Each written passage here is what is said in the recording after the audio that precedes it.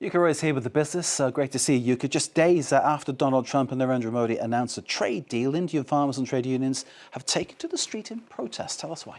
Well, Mark, a nationwide strike was called for this Thursday, with unions expecting hundreds of millions of workers to take part, though it's not clear how many actually joined the protest. The deal with the United States was hailed as a win-win by the Indian government, but it faced pushback from opposition leaders and farmers after its framework was outlined. Danielle Quinlan has more. Across India, thousands took to the streets to voice their opposition to the US-India trade deal they believe will damage the agricultural sector by lowering import barriers.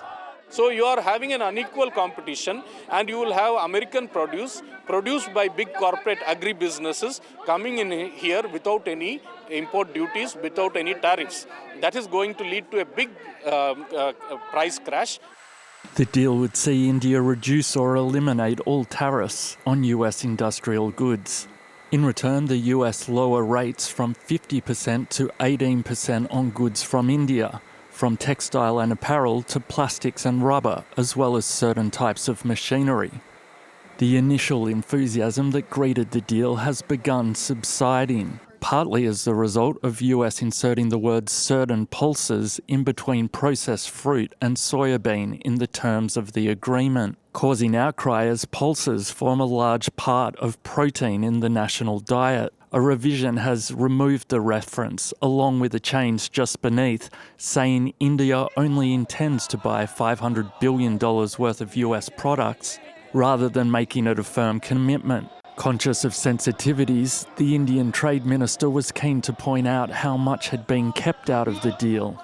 I think that around 90 to 95% of Indian farm products have been kept out of the US-India trade deal. The farm products which we already import and do not harm the Indian farmers have been opened in a calibrated manner for the US. The agricultural sector is key to sustaining over 45% of India's massive population, making them an influential voting bloc.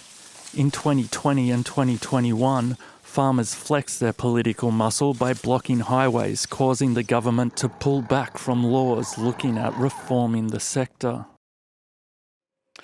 European leaders have been discussing ways to bolster the single market to compete against the US and China.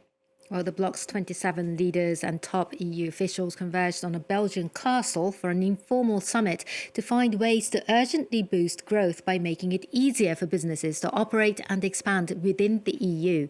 Among the topics discussed, a Buy European strategy, a protectionist policy giving preference to European companies in key sectors like defence, tech and chemicals. France has been pushing for it. Germany and Italy have been reticent. The EU's executive arm says it will be included in a plan that it plans to present before the Council meeting in March. Commission President Ursula von der Leyen said Brussels would crack down on so-called gold plating, additional layers of legislation imposed by individual member states to reduce red tape. Members also agreed to speed up the long-delayed Capital Markets Union. Let's take a listen to what Mrs. von der Leyen had to say. We want to be done with phase one of the Savings and Investment Union. That includes the market integration, the supervision and the securitization by June. If there is not sufficient progress by then, we will consider to introduce enhanced cooperation. That is that at least 9 member states, if they want, move forward faster and decisive to be more ambitious. Now it's that time of year where it's sell, sell, sell for red roses. Valentine's Day is almost upon us, but things are a little different this year in China. Yeah, that's because virtual boyfriends are winning hearts of Gen Z women there. Love and Deep Space has become the world's biggest mobile dating game, and with China's powerful gaming industry transforming digital love into lucrative market, Charlotte Lamb has the story. Meet Xiyu, Yao Shizhou's boyfriend of 6 months. Sometimes when I go out, I'll put him on the screen like this. It almost feels like he's sitting next to you. He's one of 5 romantic interests to choose from in the virtual dating game Love and Deep Space. Xiyu hugs, kisses and holds hands with a virtual version of Zhou, created using her own face and voice. 就像你说，为什么陪伴游戏它会产 With a real person, you might feel like you have to be together all the time. But with a male lead in a game, when I need him, I open the game and see him. I feel like I've gotten used to this lifestyle. Maybe it's a way of meeting your emotional needs without affecting your own independent life. Last month, Zhou travelled to Shanghai to meet models dressed up as the Love and Deep Space characters. And she was far from alone. Romance simulation games are booming, a genre born in Japan in the 1990s, now massive in China and gaining fans in the West. Chinese state media says the game generated about $825 million globally as of last April, with China accounting for around 60% of the game's revenue, followed by the US and Japan.